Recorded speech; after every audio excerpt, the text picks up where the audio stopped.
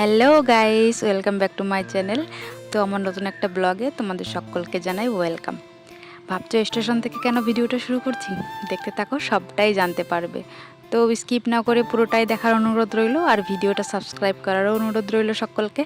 তো এখানে আমরা রেডি হয়ে স্টেশনে পৌঁছে গেছি, দেখতে পাচ্ছ সবাই যাচ্ছি, সঙ্গে আমার মাসি শাশুড়ি মাও যাচ্ছে। যাচ্ছি কোথায়? যাচ্ছি দুনিয়ার সবচেয়ে সেরা জায়গায়, মানে আমার জন্য সবচেয়ে সেরা জায়গায়, সেখানেই যাচ্ছি। মনের মধ্যে অনেক অনেক আনন্দ, অনেক মানে কি বলবো, মুখে বলে বোঝানোর মতো ভাষা আমার কাছে নেই। তো অনেক খুশি লাগছে, যাচ্ছি সবাই বেশ আনন্দ করেই যাচ্ছি। তো এখানে দেখো, মেয়েকে তো এক জায়গায় রাখাই যাচ্ছে না, ওকে আমি বসাচ্ছি, ও বারবার নেমে ওই ব্যাগ দিয়েই খেলা শুরু করে দিয়েছে। মানে ও কিছুতেই এক জায়গায় বসে থাকতে চাচ্ছে না। তো দেখতে দেখতে আমরা ট্রেনে উঠেও পড়েছি, আর এখানে ট্রেনটা ছেড়েও দিয়েছে। ট্রেনটা ছেড়ে দিলে কি হবে, আমার মেয়ে আর বসে থাকতে চাচ্ছে না।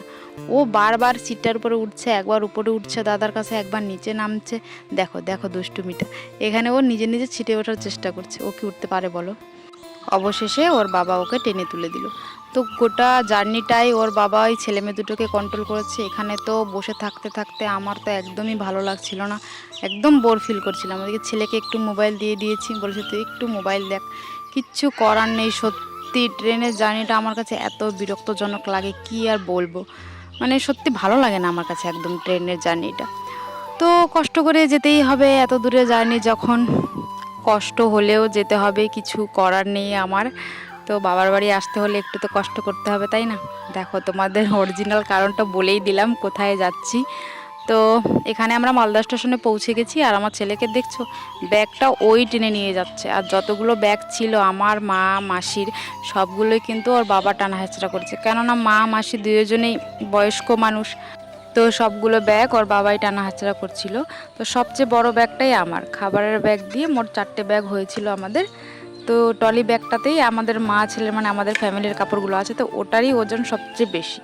তো এখানে আমরা বাসে উঠে পড়েছি, বাস ছেড়েও দিয়েছে। তো মালদা থেকে আমরা বাসে উঠে পড়েছি।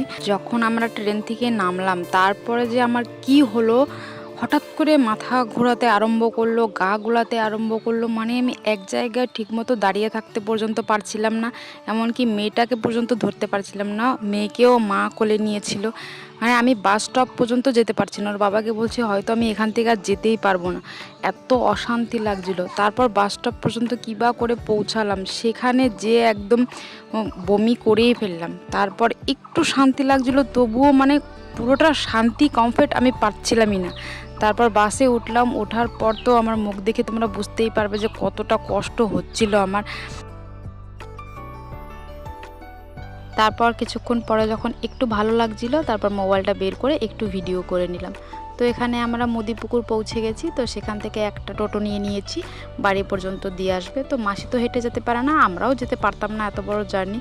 তো তার জন্য একটা টোটো রিজার্ভ করে নিয়েছি যাওয়ার জন্য। তো মা মাসির তো বেশ আনন্দই লাগছে, মাসি তো নিজের মেয়ের বাড়িও যাবে, সেই জন্য মাসির মনটা তো একদম বলছে কখন যে পৌঁছাবো, কখন যে পৌঁছাবো, রাস্তার শেষ হচ্ছে না। সত্যি ঘুরতে আসবো, আনন্দ যতখানি মনের, তার থেকে গাড়ির জার্নিটা বেশি কষ্ট। ভালো লাগে না সত্যি, এত দূর জার্নি করে আসা, সব আনন্দই যেমন এই জার্নিতেই মাটি মাটি হয়ে যায়। তো এখানে দেখো আমাদের গ্রামের রাস্তায়, গ্রামের না মানে আমাদের পাশের গ্রামে ঢুকে গেছি, সেই দিক দিয়ে আসতে হয়। তো ওখানে ধান লাগিয়েছে, পুরো মাঠ সবুজ সবুজ হয়ে আছে, দেখতে কি ভালো লাগছে। তারই একটু ভিডিও ক্লিপ করে নিলাম। তো এখানে বর্ডার দিয়ে আসতে হয়, এটা আমাদের বাংলাদেশ বর্ডার, বাংলাদেশ না আমাদের ইন্ডিয়ার বর্ডারই। এদিকে ইন্ডিয়া, ওইদিকে নদীর পাড়ে বাংলাদেশ। তো আগে আমাদের ওই পাড়েই বাড়ি ছিল, মানে বাংলাদেশে ছিল না, মাঝে একটা নদী ছিল। তো নদীর এই পাশে ছিল ইন্ডিয়া, ওই পাশে ছিল বাংলাদেশ। তা এখন সব পার করে এই দিকে বর্ডার করে দিয়েছে, আর আমরা ওই সাইড থেকে আরও ভিতর দিকে চলে এসেছি। এখন গোটাটাই বাংলাদেশ হয়ে গেছে। তো যাই হোক, এই ঘটনা তোমাদের অন্যদিন শোনাবো। এখানে দেখো আমরা আমবাগানে পৌঁছে গেছি, মানে মাসির মেয়ের বাড়ি। মাসির মেয়ের বাড়ি কিন্তু আবার আমারও মাসির বাড়ি। যাই হোক, এই ঘটনা তোমাদের অন্যদিন বলবো কেন কি হলো। আর এখানে দেখো বৌদিও চলে এসছে মাকে নিতে। অটো দেখেই বৌদি দৌড়ে এসছে মাকে নিতে। আমাদেরও বলছিল নামো নামো, তোমরা এখানেই থামো। বলছি না, বাড়িতে যাই, দাদু ঠাকুমা অপেক্ষা করে আছে, কখন যাব কখন পৌঁছাবো। তো মাসি আর আমার শাশুড়ি দুজনেই বৌদিদের বাড়িতে থেকে গেছে, আর আমরা চলে এসেছি। আমরা গ্রামের পথ দিয়ে যাচ্ছি। তো কতদিন পর নিজের গ্রামের পথগুলো দেখছি, সেই জন্য চারিপাশে একটু ঘুরে ঘুরে দেখছি যে কেমন কি অবস্থা হয়ে আছে। যাই হোক, আমার তো খুব ভালোই লাগছে। আর এখানে আমাদের বাড়ির রাস্তায় ঢুকে গেছি, মানে মেন রাস্তা থেকে আমাদের বাড়ি একটু ভিতর দিক যেতে হয়, সেইখানেই হেঁটে হেঁটে যাচ্ছি। তো আমরা তো বাড়ির ভিতরে ঢুকে গেছি, বাড়ি পৌঁছে গেছি। আর এখানে দাদু আর ভাই তো অপেক্ষা করে বসেছিল। তো আজকের ভিডিওটা আমি এইখানেই শেষ করছি, দেখা হবে নেক্সট ভিডিওতে। তো সবাই ভালো থেকো, সুস্থ থেকো, বাই বাই, টাটা।